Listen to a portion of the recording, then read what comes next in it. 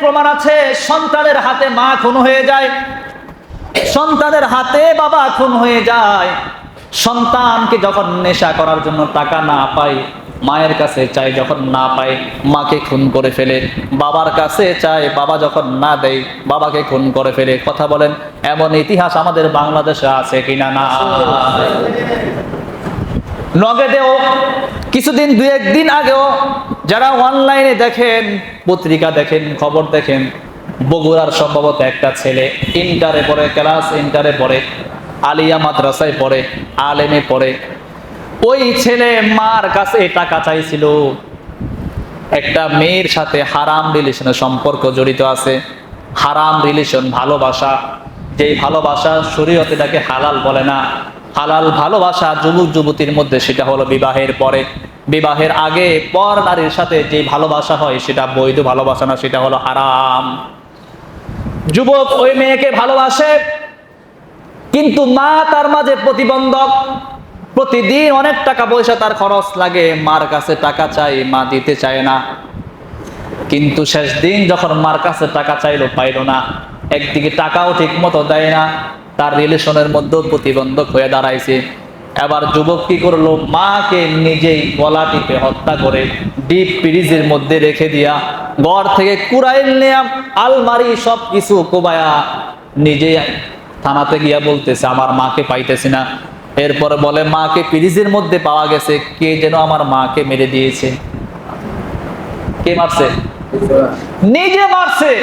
নিজের মাকে শ্বাসরুদ্ধ করে নিজে মেরে ডিপ ফ্রিজের মধ্যে রেখে এরপরে সাংবাদিকদের কাছে বলতেছে যে আমার মাকে ডাকাতরা এনেছে, ঘর কোবায়া কাবায়া টাকা পয়সা নিয়ে গেছে, আমার মাকে তারা হত্যা করেছে এবং ডিপ ফ্রিজের মধ্যে রেখে গেছে। আমি এটার সুস্থ বিচার চাই, তাদের ফাঁসি চাই। এবং সে বলে আমার মাকে যেন আল্লাহ জান্নাত দান করুক। সে চোখ দিয়ে পানি ফেলায়। এমন সন্তান যেন আল্লাহ তাআলা আমাদেরকে না দেয়, বলেন আমিন। এজন্যই আমি আজকে আলোচনা এটাই বলছি, আওয়ালাদিন সালিহিন ইয়াদউ লাহ। রাসূল বলেন দুনিয়াতে কোনো নেককার সন্তান রেখে গেলে সেটা মরে যাওয়ার পরেও আপনার কবরে সওয়াব পৌঁছাতে থাকবে। আর এমন দুই একটা থাকলে আপনি মরা লাগবে না, আপনাকে মেরেই ফেলবে। বুঝেন নাই? দুনিয়াতেই আপনাকে লাঞ্ছিত করবে, অপমান করবে, জায়গায় জায়গায় আড্ডাবাজি করবে, জুয়ার সাথে, মদের সাথে, নারীর সাথে সম্পর্ক করবে। আপনি দুনিয়াতে তো অপমান হবে নাই, হাসরের মাঠেও আল্লাহর আদালতে আপনাকে দাঁড় করাইয়া দিবে।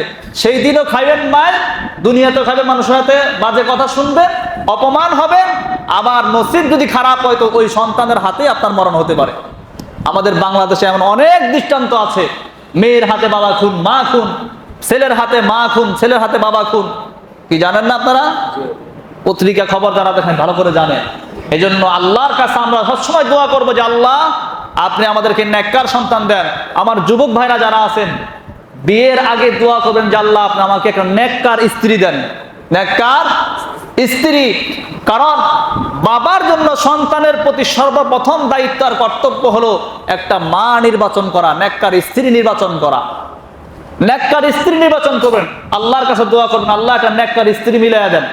বিয়ার বহুত আগে থেকে দোয়া করতে শুরু করবেন, আপনার দোয়া একটা না একটা কবুল হবে। তো নেককার স্ত্রীর জন্য দোয়া করবেন, যখন স্ত্রী পাওয়া যাবে এরপরে নেককার সন্তানের জন্য দোয়া করবেন যে আল্লাহ আপনি আমাকে একটা নেককার সন্তান দান করেন। কি করেন? নেককার সন্তান দান করেন। সে যাই হোক, মহিলা হোক বা পুরুষ হোক, ছেলে হোক বা মেয়ে হোক, যেটাই হোক, আল্লাহর কাছে দোয়া, আল্লাহ আমাকে নেককার সন্তান দান করেন। আরে নবীরা দোয়া করছে, রব্বি হাবলি মিনাস সালিহিন। হযরত জাকারিয়া আলাইহিস সালামের কোনো ছেলে ছিল না, মারিয়াম আলাইহিস সালাম তার নেতৃত্বে ছিল। মারিয়াম আলাইহিস সালাম যখন তার কাছে ছিল একটা কামরার ভিতরে, একদিন ভিতরে কোনো খাবার টাবার নাই, জাকারিয়া আলাইহিস সালাম বাইরে থেকে আসলেন, দেখলেন সে রুমের ভিতরে এমন ফল খাইতেছে যেটা এই মৌসুমে পাওয়া যায় না, যেটা মৌসুমে পাওয়া যায় না, এমন ফল খাইতেছে। তো জিজ্ঞাসা করলেন তুমি কোথা থেকে পেলে এই ফল? বলতেছে আমার আল্লাহ আমাকে খাওয়াইতেছে। জাকারিয়া আলাইহিস সালাম চিন্তা করলেন যেই ফল মৌসুমে পাওয়া যায় না, বাজারে পাওয়া যায় না, এমন ফল যদি আল্লাহ মরিয়মকে খাওয়াইতে পারে তো আমার সন্তান না এতে কি হয়েছে, আমি আল্লাহর কাছে দোয়া করি আল্লাহ আমাকে দিতে পারে। জাকারিয়া আলাইহিস সালাম আল্লাহর কাছে দোয়া শুরু করলেন।